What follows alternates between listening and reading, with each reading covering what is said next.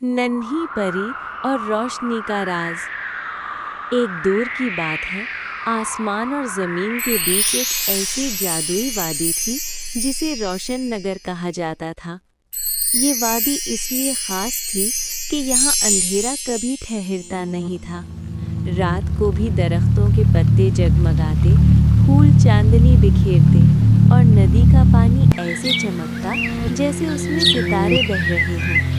इसी वादी में एक नन्ही सी परी रहती थी जिसका नाम एलिना था। एलिना बाकी परियों से मुख्तलिफ थी। उसके पर छोटे थे, उसकी आवाज़ धीमी थी और वो बड़े बड़े जादू नहीं कर सकती थी। अक्सर परियां उससे कहती, तुम बस ख्वाब देखती हो, जादू नहीं। एलिना मुस्कुरा देती क्योंकि वो जानती थी कि ख्वाब भी एक तरह का जादू होते हैं।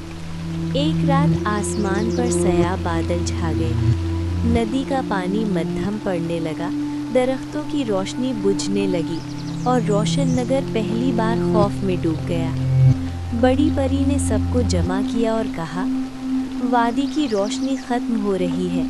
अगर ये बुझ गई तो खुशी, हंसी और उम्मीद सब गायब हो जाएंगी। इसे बचाने के लिए किसी को रोशनी का दिल लाना होगा, जो सिर्फ सच्चाई, कुर्बानी और हिम्मत से मिलता है। सब परियां एक दूसरे का मुंह देखने लगी। ये सफ़र आसान नहीं था। एलिना ने आहिस्ता से कदम आगे बढ़ाया। मैं जाऊंगी। सब हैरान रह गईं। तुम तो कमज़ोर हो, किसी ने कहा। लेकिन एलिना के दिल में खौफ से ज़्यादा मोहब्बत थी।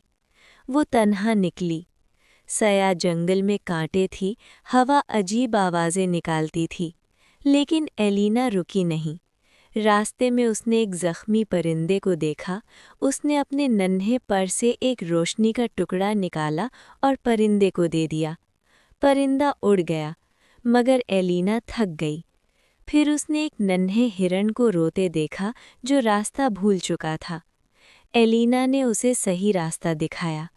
हिरन खुशी से कूद पड़ा। वो जानती थी कि वो कमज़ोर हो रही है, मगर फिर भी आगे बढ़ती रही। आखिरकार वो एक कदीम मंदिर पहुंची। दरवाज़ा खुद ब खुद खुला और एक गूंजती आवाज़ आई, यहाँ वही आए जो अपने लिए नहीं, दूसरों के लिए जीता हो।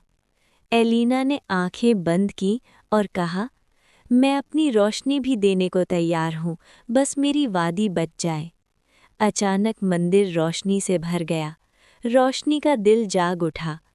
पूरा आसमान चमकने लगा और रोशनी ने एलिना को गोद में ले लिया।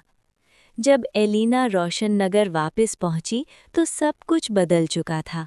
दरख्त पहले से ज़्यादा रोशन थे, नदी हंसती हुई बह रही थी और फूल झूम रहे थे।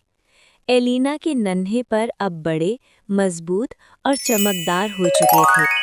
बड़ी परी ने मुस्कुराकर ऐलान किया, आज से तुम रोशन नगर की मुहाफ़िज़ परी हो। सब परियां खामोश थीं, फिर ज़ोर से तालियां बजीं।